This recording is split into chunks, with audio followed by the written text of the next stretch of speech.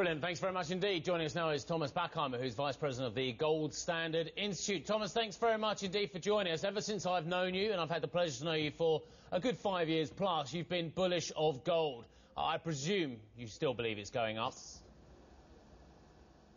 Yes, the circumstances showing us a desperate field of currency, artificial currency, which are steered or made by politicians.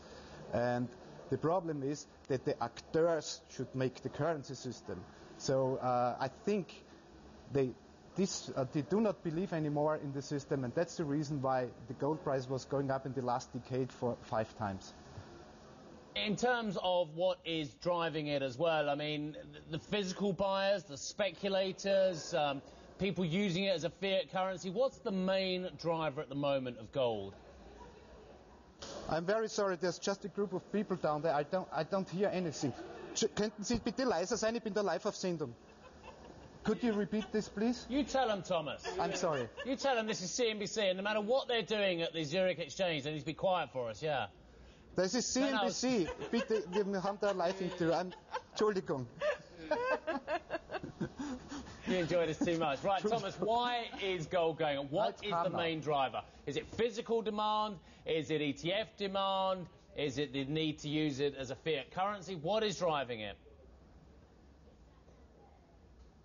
At first it was the wish for a safe haven. It's the same like the Swiss franc and the oil price a couple of years ago. People are going into real assets because this artificial money, as I said before, people don't trust it anymore. But now I think and I feel, as the Vice President of the Gold Standard Institute, I even feel it more that there is the need of a new currency system, a natural currency system. Gold is a natural currency system. Let me tell you just one fact why we should cover our currencies with gold.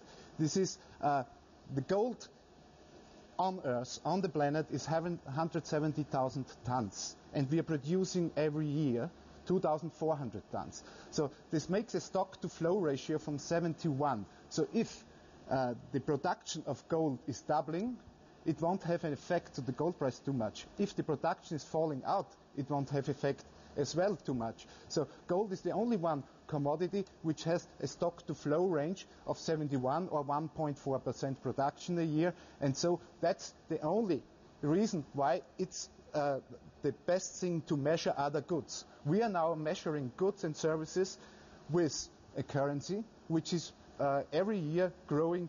It's like you measure a meter and you cut down from the measure tape a couple of centimeters. Thomas, let's get another question in. This is just not the right way how to measure things. Sure. And I think that's the reason why the people are more and more interested into gold and why we're looking for another measurement. Okay, right. Are there any geographies that are buying more than others? Where are people most worried about the collapse of paper money and want the gold?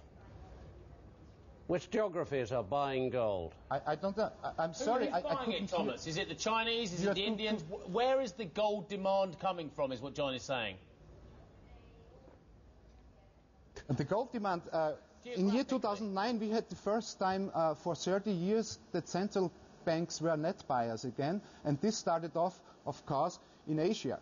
In Asia, they had more and tighter relationship to gold, and the Central Bank of China in April 2009 announced that they doubled their gold holdings, and they still have in their vaults, in some state agency, they have some gold which they can activate into the national bank balance sheet quickly. And it came then to Russia and to Arabic countries, and I think this started off, but now it's coming closer to Europe and also to the United States. Why do you think still the United States still keep 8,200 tons of gold for tradition, as Ben Bernanke said last week? I don't believe that. I think they know that's the store, the ultimate store of value. Thomas, I want to come back to the idea of the gold standard. Why are the Swiss discussing it? It would be a much better idea, really, for the U.S. to look at it again, because it would effectively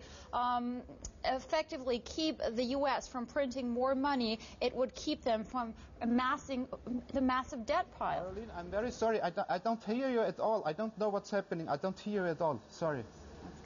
Thomas, on that basis, I think we'd better leave it at the moment. I obviously have some sound difficulties as well. Thank you very much indeed for carrying on with the interview despite the sound issues, and thank you very much indeed for shushing down all that noise in the background earlier on in the interview. Very entertaining. Thomas Bachheimer, President of the Gold Standard Institute. Didn't make much difference to Thomas that he wasn't able to receive anyway, did it? No, indeed. He's bullish. I mean, what about you? I mean, do you believe that... I mean, obviously, we saw the headlines in the FT earlier this week. £1,000 equals $1,600 a troy ounce. But is gold going up to that inflation-linked level that 1980 would suggest? People are frightened about money, and money keeps being inflated away. The stuff we're talking about rescuing Greece, that's inherently an inflationary set of actions. Everything that we're doing means that people are looking for something which is safe. Gold is a convenient safe harbour. The idea of going back to the gold standards, a pretty radical one, would unfortunately chop off virtually all the room for manoeuvre for the politicians. Yeah. But at some stage, if we carry on printing money right, left and centre, something like it probably will be mooted. Scorebox Europe at CNBC.com if you want to pick up anything that Thomas, John, any of our guests have said today. Anna.